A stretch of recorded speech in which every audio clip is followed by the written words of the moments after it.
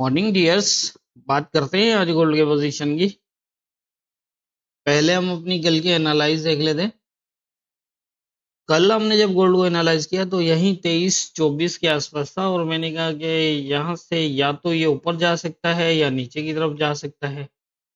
दोनों में से कोई वन साइड हो सकती है, लेकिन यहाँ पर ये एक सेंट्रल एरिया है, जाना इसको ऊपर भी है और नीचे भी है। तो मेरा ख्याल है कि उस टाइम मेरा कहने का मतलब ये था कि थोड़ा-सा वेट करें, या नीचे आ जाए तो फिर बाय करें, अगर ऊपर जाए रिजेक्ट हो वहाँ से तो फिर सेल करें। ये होता ऐसा है कि अगर किसी सपोर्ट और रेजिस्टेंस एरियाज़ के सेंट्रल एरिया में अगर मार्केट खड़ी हो और दोनों तरफ से ये शो कर रहा हो कि रेजिस्टेंस भी हो, रेजिस्ट भी होगा और सपोर्ट भी लेगा, मतलब अप और डाउन की मूव होगी, तो फिर वहाँ एंट्री कभी लेनी नहीं चाहिए। जैसे ये सेंट्रल एरिया था, यहाँ पर वेट करना चाहिए। अब यहाँ से अगर ये ऊपर जाता तो फिर ऊपर से नीचे आता, एक ये थी, और अगर ये नीचे आया तो नीचे से ऊपर गया, इस तरह होता, और फिर वहाँ से दोबारा नीचे भी आया। तो इस तरह की मूव्स होती हैं, तो हमेशा एंट्री जो है वो लेवल्स के बिल्कुल पास लेनी चाहिए, बीच में कभी भी नहीं लेनी चाहिए। चाहे फिर वो बाय में हो या सेल में हो। तो इसी हिसाब से मैंने जो है वो कल भी ये बताया था कि वेट ज़्यादा बेहतर होगा, इसको आने दें। अगर नीचे आता है तो ठीक है, अगर ऊपर जाता है तो भी ठीक है। दोनों में से जहाँ से ऊपर का भी एरिया मैंने बताया था कि 31 तक हो सकता है ऊपर, और नीचे मैंने बताया था कि 14 तक, 14 तक होगा, 23-14 तक, और अगर ये ब्रेक होता है तो फिर 23-5 भी हो सकता है। तो अब देखेंगे यहाँ से किस तरह की मूव हुई है। पहले ये नीचे आया है यहाँ तक, 14-15 तक, दोबारा ऊपर गया है 28 के आसपास, फिर दोबारा नीचे आया 10 पे, और फिर 10 से फिर दोबारा ऊपर गया 25-26 तक। तो इस तरह की जो है ना पोजीशन है, और ये पोजीशन क्यों बनी हुई है वो भी मैं बता देता हूँ। जैसे मैं पिछले कुछ टाइम से ये बात कर रहा था कि फिलहाल कुछ करेक्शन, इसकी जो है ना अप डाउन मूव्स रहेंगी, क्योंकि इस टाइम ट्रेंड में नहीं है मार्केट, और ट्रेंड इसका जो है वो जो चल रहा था वो कंप्लीट हो चुका था पहले भी। ये H4 का चार्ट है, और यहाँ से जो है वो एक ट्रेंड स्टार्ट हुआ था, 1 2 3 और ये 4 और ये 5।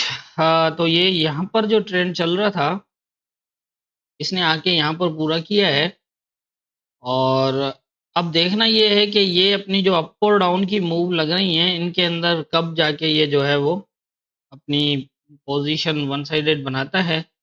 यहाँ इसका ट्रेंड कंप्लीट हुआ है, तो इसके अंदर अब यहाँ तक ट्रेंड कंप्लीट होने के बाद अभी जो करंट मूव चल रही है इसकी, वो ये वाली चल रही है, यहाँ से ये, ठीक है। तो अभी और थोड़ा नीचे, एक और राउंड इसका शायद नीचे लगे, अब यहाँ से लगता है, या फिर थोड़ा ये अप जाए 30 32 31 और फिर नीचे की तरफ आए। इस तरह से ये अब लास्ट राउंड होगा। मेरे ख्याल है आज का दिन इम्पोर्टेंट रहेगा इसको, कल से शायद एक नए ट्रेंड में मार्केट जो है वो आ जाएगी। फिर वो डाउन हो या अप हो, वो तो फिर बाद की बात है, लेकिन चांसेस यही हैं कि कल तक जो है वो, क्योंकि अभी ये चल रहा है, तो अगर सेकंड भी चलता है तो उसमें कम से कम 2 से 3 कैंडल H4 के होंगे, वन साइडेड होंगे तकरीबन। तो 2 से 3 अगर होते हैं तो जैसा पूरा दिन तो चला ही जाएगा।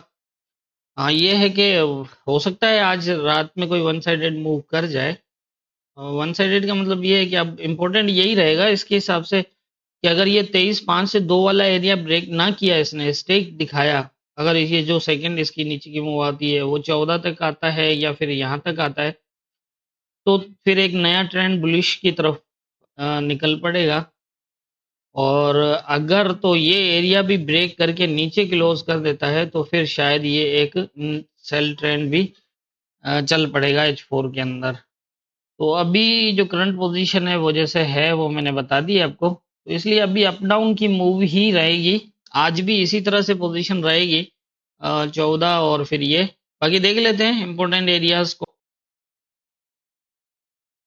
आज के इम्पोर्टेंट एरियाज की अगर बात करें तो जैसे मैंने पहले बताया कि इस टाइम जो करंट पोजीशन है वो जिस तरह की ए बी के अंदर मूव्स हैं, तो जब भी इस तरह ये मूव्स होती हैं तो इनके अंदर मार्केट अक्सर जो है वो किसी लेवल को फॉलो नहीं करती है और अप और डाउन मूव जो है वो होती रहती है। हालांकि कल जो ये एरिया 28 तक जो रिजेक्ट हुआ है, हालांकि यहाँ पर कोई लेवल ही नहीं था, और नीचे अगर देखें 10 से बुलिश हुआ है तो यहाँ भी कोई लेवल नहीं था। हाँ ये है कि या तो 14 तक आता है या फिर यहाँ तक आता, इन दोनों में से किसी को इसने जो है वो फॉलो नहीं किया। और ऊपर भी अगर देखें तो कोई प्रॉपर लेवल जो है वो मैंने 31 का बताया था, लेकिन ये 31 पे नहीं गया और 30 पे नीचे से जो है वो नीचे आ गया। तो इस तरह की पोजीशन ही होती है जब ये बन रहा होता है, ए बी की मूव्स होती हैं, क्योंकि ट्रेंड नहीं है, और जब ट्रेंड नहीं होता तो फिर इस तरह की मूव होती है। मार्केट लेवल को हमेशा ट्रेंड के अंदर जो है वो प्रॉपर फॉलो करती है। इस टाइम जो कंडीशन है वो जैसा मैंने पहले बताया कि इसके अंदर अभी जो है वो एक डाउन की मूव बाकी है। अभी वो या तो यहाँ से लगाता है या फिर ये ऊपर जाके फिर आता है। ये ज़रूरी नहीं है कि ये इस लेवल तक ही जाए, हो सकता है कल की तरह ये यहाँ से भी रिजेक्ट हो जाए, आसपास से कहीं से रिजेक्ट हो जाए। अब नीचे दे यही है 14 का जो एरिया था वो देखो, जो एक फास्ट वॉल्यूम के साथ ब्रेक क्लोज हुआ, लेकिन दूसरा ऊपर क्लोज कर दिया, फिर ऊपर चला गया। तो इस तरह की पोजीशन है फिलहाल, थोड़ा सा ध्यान रखिएगा। कोशिश करके जो है वो बिल्कुल रेजिस्टेंट के पास अगर सेलिंग देता है तो, और सपोर्ट के पास पोजीशन देता है बाइंग की तो। अब यहाँ पर नीचे की बात करें तो ये वाला लेवल जो है वो 23.5 वाला है, इसके नीचे भी एच फोर का क्लोज लगे हुए हैं, एक लगा हुआ है। ठीक है, मींस ये ब्रेक है, ये भी ऊपर ब्रेक है, ये भी ऊपर शेडो ब्रेक है। तो फिलहाल कोई मैं वन साइडेड बात नहीं कर सकता इस टाइम करंट पोजीशन। अब नया ट्रेंड स्टार्ट हो तो उसके बाद जो है वो फिर हम वन साइडेड देख सकते हैं, फिर वो सेल की तरफ हो या बाय की तरफ। फिलहाल हम जहन नहीं बना सकते किसी वन साइडेड का। देखते हैं। आज भी जैसा मैंने पहले बताया था कि मूव्स जो है वो थोड़ा सा इसी तरह होगा कि अप डाउन की जो है वो कंडीशन ही रहने के ज़्यादा चांसेस हैं। अब हो सकता है ये यहाँ से थोड़ा बहुत और ऊपर चला जाए या फिर यहाँ से ही रिजेक्ट हो जाए, 25 26 27 28 यहाँ तक भी हो जाए। वैसे अगर ये मैं अपने एनालाइज के हिसाब से ही बात करूँगा लेवल्स की, अब बीच में से कहीं रिजेक्ट हो सकता है और उसके रीजंस मैंने बता दिए हैं आपको। अगर ये ऊपर जाता है और ये 31 के आसपास से जो है वो रिजेक्ट होता है तो फिर यहाँ तक दोबारा आ जाएगा। और एक तो ये पोजीशन है, और अगर ये इसी एरिया से कहीं से रिजेक्ट होता है और यहाँ आता है दोबारा यहाँ पर स्टे करता है तो ये जो है वो ये दोबारा अपसाइड जा सकता है इस तरह। और कल भी काफ़ी लाइनें लग गई थी, और उसका रीज़न तो मूवमेंट भी आप देख देख सकते हैं कि किस तरह हुई। अगर इसके नीचे ब्रेक करता है, क्लोज करता है और स्टे करता है तो फिर ये यहाँ तक आ जाएगा।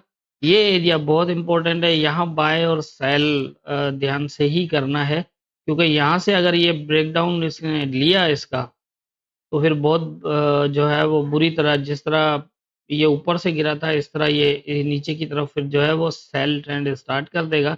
लेकिन अगर इसको स्टे करता है तो यहाँ से फिर जो है वो दोबारा अच्छी मूव बन सकती है। ये तकरीबन ऊपर काफ़ी ऊपर तक ले जाएगा, लेकिन मैं फ़िलहाल वहाँ तक तो बात नहीं करूँगा क्योंकि एक दिन की मूव नहीं है, फिर वो आगे हम देखेंगे। लेकिन ये है कि यहाँ से अगर स्टे देता है, सपोर्ट देता है तो फर्स्ट 31 का एरिया तकरीबन ईज़िली बना सकता है ये, यहाँ तक तो।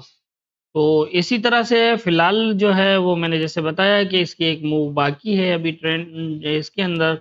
अभी ट्रेंड जो है वो किसी वन साइडेड का नहीं चल रहा, और हो सकता है कि आज क्योंकि उसमें अगर ये यहाँ पर अपना जो है वो बुलिश के जो है कैंडल पूरे कर लेता है H4 के, और फिर अगर ये सेल करने लग जाता है तो फिर हो सकता है कि शाम तक जो है ना वन साइडेड क्लियर कर देगा कि इसको सेल में जाना है कि बाय में जाना है।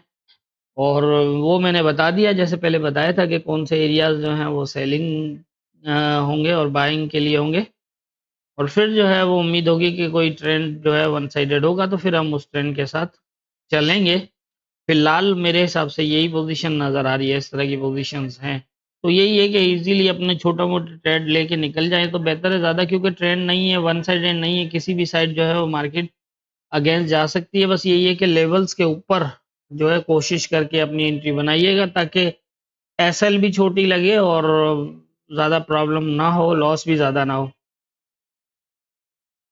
तो मेरे ख्याल से आज के इम्पोर्टेंट एरियाज यही हैं, बाकी होना क्या है ये तो ऊपर वाला बेहतर जानता है। दुआओं में याद रखिएगा।